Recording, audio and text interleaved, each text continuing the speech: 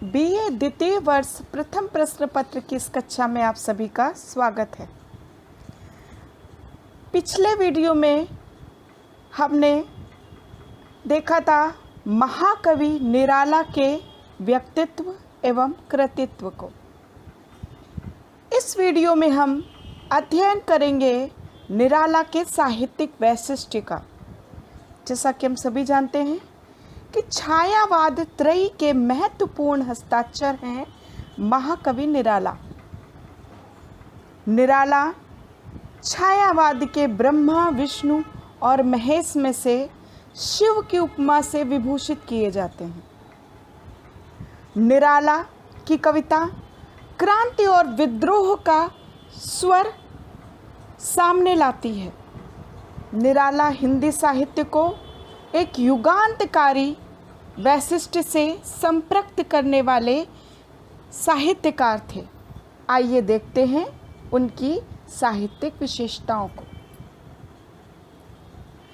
निराला का व्यक्तित्व उनके काव्य पर सदैव प्रभावी रहा है। जब जब निराला की चर्चा चली है, उनकी कविता पीछे छूट गई है तथा उनके व्यक्तित्व के प्रसंग और संस्मरण ही चर्चा में विशेषता धारण करते रहे। ऐसा इसलिए है कि उनकी कविता को समझ पाना उतना आसान नहीं है। उनकी कविता में जितनी गहराई है, जितनी व्यापकता है, उतनी कदाचित किसी अन्य आधुनिक कवि की रचनाओं में नहीं दिखाई देती। इनकी प्रथम कृति अनामिका का प्रकाशन 1922 में हुआ था। हम देखते हैं निराला की भावपक्षीय विशेषताओं को।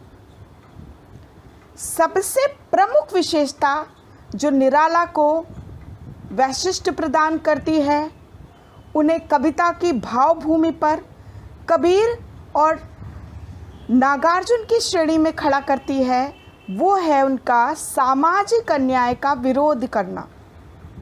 निराला जी की कविता की प्रमुख प्रवृत्ति साहित्यिक दृष्टि से यदि हम देखें तो सामाजिक अन्याय का विरोध ही है। उन्होंने अपने काव्य में क्रांति एवं विरोध का स्वर मुखरित किया तथा समाज की व्यथा एवं वेदना को वाणी दी। विषमता से पीड़ित मानवता की छटपटाहट को अंकित किया। विधवा के प्रति हिंदू समाज जिस प्रकार असहनशील होकर उसे दुखों की मारी समझता है, उस पर भीषण अत्याचार करता है, उससे भावुक हृदय तड़प उठता है। उन्होंने अपनी विधवा शीर्षक कविता में इसी हाहाकार करती वेदना को मुखरित किया है। वे कहते हैं कि दुख रूखे सूखे अधर त्रस्त चितवन को वह दुनिया की नजरों से दूर बचाकर रोती है अस्फुट स्वर में। किसी विधवा की वेदना को इससे अधिक गहराई से किसी कवि ने अनुभव नहीं किया। इसी प्रकार कवि ने रानी और कानी कविता में समाज की उस दुखद व्यवस्था पर भी करारा व्यंग किया है, जिसमें कन्या के विवाह के लिए सौंदर्य और धन को प्रमुख स्थान दिया जाता है, ना कि कन्या के गुणों को। तो इस तरह से वे सामाजिक अन्याय और सामाजिक रूढ़ियों पर प्रहार करते दिखाई देते हैं। दूसरी विशेषता है निराला की कविता की आर्थिक विषमता पर प्रहार। निराला छायावादी कवि होने के साथ साथ प्रगतिवादी कवियों में भी महत्वपूर्ण स्थान रखते हैं तथा उनके समाजवादी प्रवृत्ति के कारण ही वे आर्थिक विषमता पर प्रहार करते दिखाई देते हैं। जिस व्यवस्था में कुछ व्यक्ति सुख भोग में निमग्न रहते हैं तथा दूसरे जी तोड़ परिश्रम करके भी पेट नहीं भर सकते हैं, उस व्यवस्था को नष्ट भ्रष्ट करने का आह्वान करते हुए कवि बादल से कह उठता है, छिन्न भिन्न कर पत्र पुष्प पादप वन उपवन, वज्र घोष से अप्रचंड आतंक जमाने वाले। यहाँ पर पत्र और पुष्प तथा पादप उन धनिकों एवं शोषकों के प्रतीक हैं जो समाज को लूट कर अपनी तिजोरियों को भरते हैं।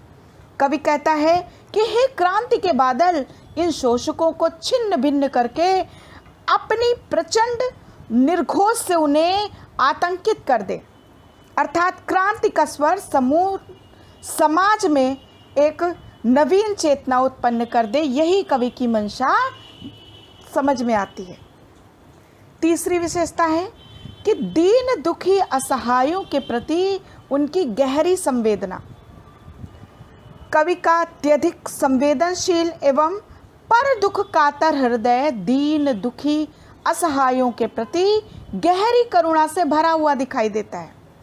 समाज के इन शोषितों के प्रतिनिधि के रूप में कवि ने मजदूर, किसान और भिक्षुक के चित्र खींचे हैं। अपनी कविता बादल राग कविता में कवि ने कृषकों की विपिन्नावस्था का चित्रण किया है। भिक्षुक कविता में भी कवि भिक्षुक का चित्र खींचते दिखाई देते हैं। वे कहते हैं, वो आता दो टूक कलेजे के करता पछताता, पथ पर आता पेट पीठ दोनों मिलकर है एक, चल रहा लकुटिया टेक। तो इस तरह से कितना दुखी कर देने वाला चित्र दिखाई देता है उस भिक्षुक की दयनीय अवस्था में। चौथी विशेषता है इनकी राष्ट्र प्रेम, स्वदेशाभिमान एवं जातीय गौरव की भावना। निराला जी ने स्वदेशाभिमान एवं राष्ट्र प्रेम की भावना को मुखरित करने का कार्य किया है। वे भारत माता के साकार रूप की वंदना करते हैं। देश की परतंत्रता से वे व्यथित एवं क्षुब्ध थे। उन्होंने देशभक्ति परक अनेकानेक गीत लिखे। उन्होंने अपने उद्बोधन गीत में भारतीयों को उनके विगत गौरव का स्मरण कराते हुए परतंत्रता की बेड़ियां काट डालने का आह्वान किया है। भारतीयों को जगाते हुए वे कह उठते हैं, जागो फिर एक बार। इस तरह हम देखते हैं कि जागो फिर एक बार, भारतीय वंदना, तुलसीदास, छत्रपति शिवाजी का पत्र आदि अनेकानेक कविताएं उनके देशभक्ति के भाव को प्रदर्शित करती हैं। पांचवी विशेषता है निराला के काव्य की प्रेम एवं सौंदर्य का चित्रण। निराला की दृष्टि प्रकृति एवं मानव दोनों के सौंदर्य पर भरपूर पड़ी है। उन्होंने निश्चल पुनीत प्रेम के अनेक गीत लिखे हैं, जिनमें कहीं प्रेयसी के मादक एवं पुनीत प्रेम की मधुर झांकी है, कहीं प्रिया के नुपुरों की कर्णप्रिय झंकार एवं उसके अलकों के मोहक गंध का संभार है, तो कहीं प्रेम की प्रेरणादायक भक्ति का निरूपण। एक उदाहरण द्रष्टव्य है। द्रगों की कलियां नवल खुली, रूप इंदु से सुधा बिंदु लह रह रह और तुली। इस तरह हम देखते हैं कि निराला का प्रेम अशरीरी है तथा भावमयता उसकी प्रमुख विशेषता बनकर सामने आती है। छठी विशेषता है निराला के काव्य की छायावादी प्रवृत्ति। जैसा कि हम सभी जानते हैं कि निराला छायावादी कविता के महत्वपूर्ण हस्ताक्षर रहे हैं।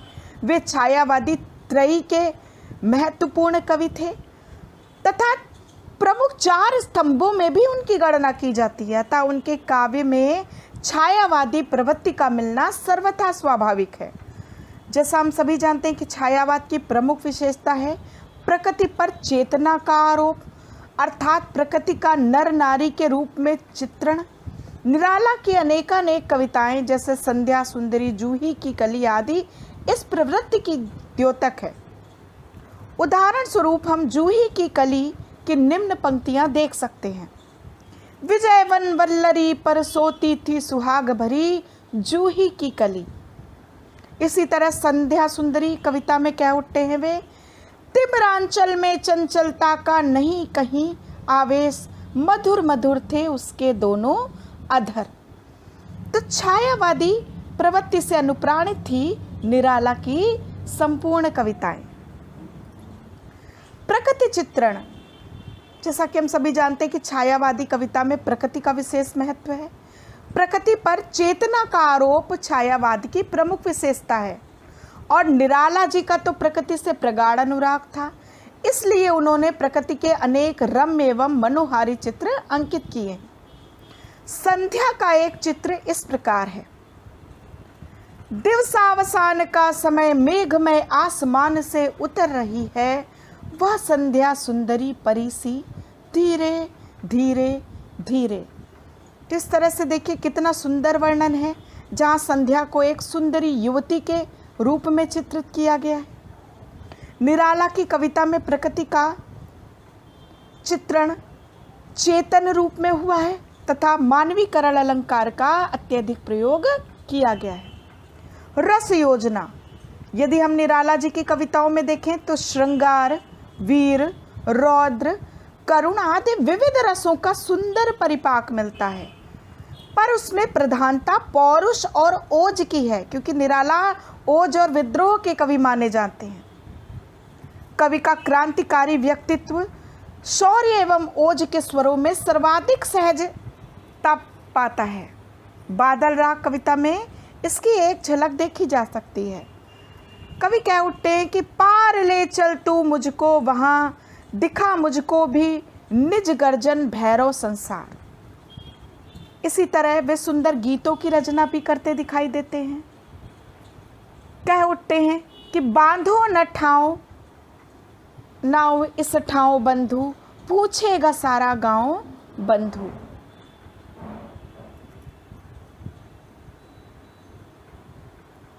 तो इस तरह हम देखते हैं कि राम की शक्ति पूजा में जिस तरह निराला ने भगवान राम के संघर्ष को काव्यबद्ध किया है, तो उसमें स्वयं निराला के जीवन संघर्ष को भी हम काव्यबद्ध पाते हैं। उसमें स्वयं निराला के जीवन का संघर्ष दिखाई देता है। अपने संघर्ष काल में लखनऊ प्रवास के दौरान उन्होंने सुधा नामक पत्रिका में कार्य किया, गंगा पुस्तक माला से संबद्ध हुए। यहाँ उन्होंने शोषण के विरुद्ध स्वर मुखर किया। साहित्य, समाज, निजी जीवन सभी मोर्चों पर उन्हें अनवरत जूझना पड़ा।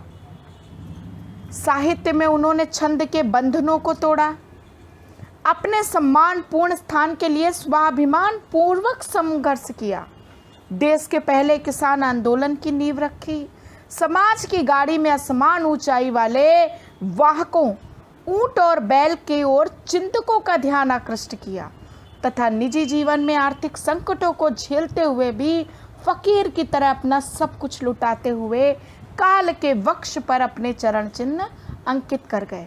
निराला के संघर्षमय जीवन और वेदना का परिचय हम उन्हीं की पंक्तियों में पाते हैं, जहाँ सरोज स्मृति में वह कह उठते हैं कि दुख ही जीवन की कथा रही, क्या कहूँ आज जो नहीं कही। उनका संपूर्ण जीवन व्याघातों प्रतिघातों से भरा हुआ है, परंतु उससे जूझ कर भी वे कविता के क्षेत्र में एक अविस्मरणीय पहचान अंकित कर गए हैं। यही निराला का साहित्य को प्रदेय माना जा सकता है। धन्यवाद।